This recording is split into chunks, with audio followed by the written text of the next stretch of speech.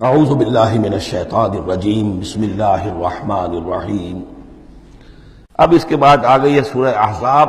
8 سورتیں مکی اب ختم ہو گئی، سورۃ الفرقان، سورۃ الشعراء، سورۃ النمل، سورۃ القصص، پھر سورۃ العنکبوت، سورۃ الروم، سورۃ لقمان اور سورۃ السجدہ۔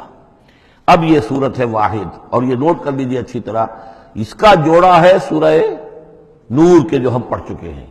پہلے 14 صورتوں کے بعد ایک صورت آئی مدنی، سورہ نور۔ اب 8 مکی صورتوں کے بعد ایک صورت آئی ہے، یہ سورہ احزاب۔ اور اتنی گہری مناسبت ان کے مضامین میں، معاشرتی احکام، زمانہ نزول کے اعتبار سے یہ 1 سال پہلے نازل ہوئی ہے سورہ نور سے۔ یہ سن 5 زمانہ نزول ہے، وہ سن 6 زمانہ نزول ہے۔ چنانچہ جو معاشرتی احکام آئے ہیں ان میں بھی آپ کو یہ ترتیب ملے گی کہ پردے کے ابتدائی احکام اس صورت میں آئے ہیں۔ اور پردے کے ابتدائی احکام سے مراد کیا ہے؟ گھر سے باہر نکلتے ہوئے عورت کو کیا کرنا ہے، مسلمان عورت کو کیا کرنا ہے، گھر سے باہر کا پردہ کیا ہے۔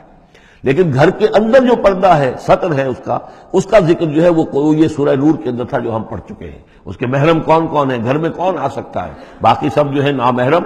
وہ گھروں میں ہمارا جو نظام بنا تھا کہ بیٹھک باہر ہوتی تھی، جو بھی مہمان آیا ہے، کوئی آیا باہر ٹھہرے گا، اندر نہیں جائے گا۔ باہر کا ایک مردانہ حصہ ہے مکان کا، پھر وہ ایک ڈیوڑی ہوتی تھی، ڈیوڑی میں سے اندر پھر زنانہ ہے۔ خواتین آئیں گی تو اندر جائیں گی، باقی مرد جو ہے وہ باہر ٹھہریں گے، اندر نہیں جائیں گے۔ ہمارے ہاں کی وہ مکس جو ہے وہ معاشرت نہیں تھی، مخلوط معاشرت نہیں تھی۔ تو اس میں یہ ہے کہ جو نامحرم ہے وہ وہاں رہیں گے، باہر بیٹھک میں بیٹھیں گے، اور جو محرم ہے وہ اندر جا سکتا ہے۔ اس جو گھر کی خاتون ہے، خاتون خانہ ہے، اس کا بھائی ہے، اس کا بھتیجا ہے، اس کا بھانجا ہے، اس کے والد ہیں، اس کا چچا ہے، وہ ہے، ٹھیک ہے، وہ محرم ہے، وہ گھر کے اندر جا سکتے ہیں۔ یہ سارے احکام اس میں دیے گئے۔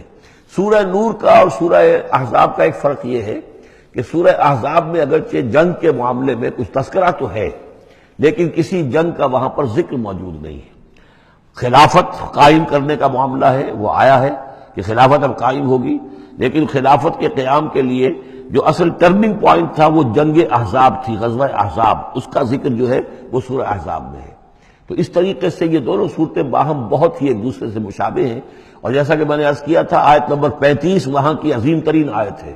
اللہ نور السماوات والارض مثل نورہ کمشکاۃ فیہا مصباح المصباح فی زجاجہ، یہ جو آیت ہے پوری، وہ عظیم ترین آیت ہے ایمان کی حقیقت پر۔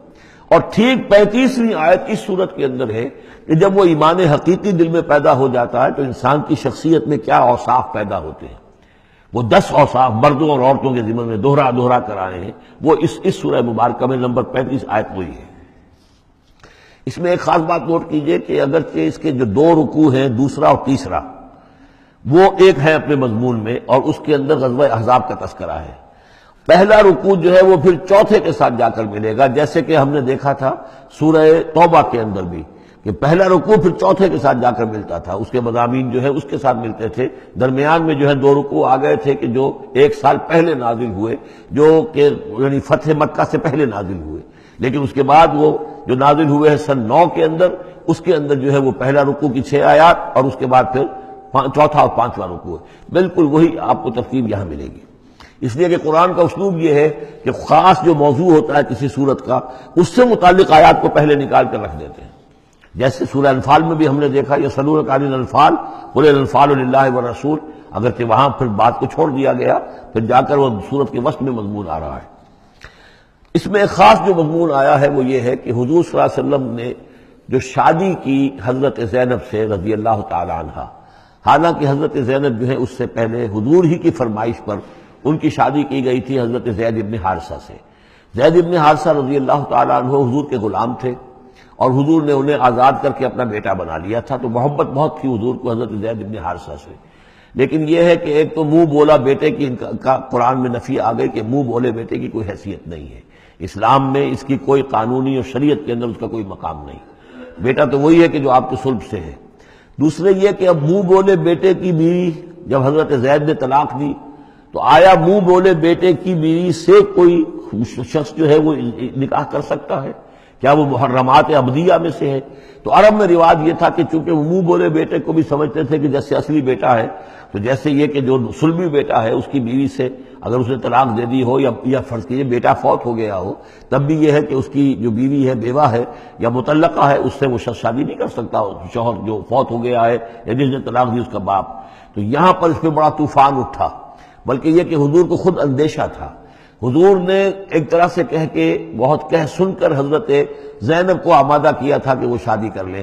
زینب جو ہے رضی اللہ تعالیٰ عنہ اونچے گھرانے کی، بنو ہاشم کی خاندان سے تعلق رکھنے والی، اور حضرت جو زید ابن حارثہ تھے ان پر غلامی کا داغ لگ چکا تھا، تو عرب کی ایک خاص جو ہے ان کے ہاں ایک سوچ تھی، ان کا ایک مزاج تھا، ان کی روایات تھیں، لیکن بہرحال حضرت زینب نے حضور کی فرمائش پر وہ نکاح کر لیا، لیکن یہ کہ ان میں نباہ نہیں ہو سکا۔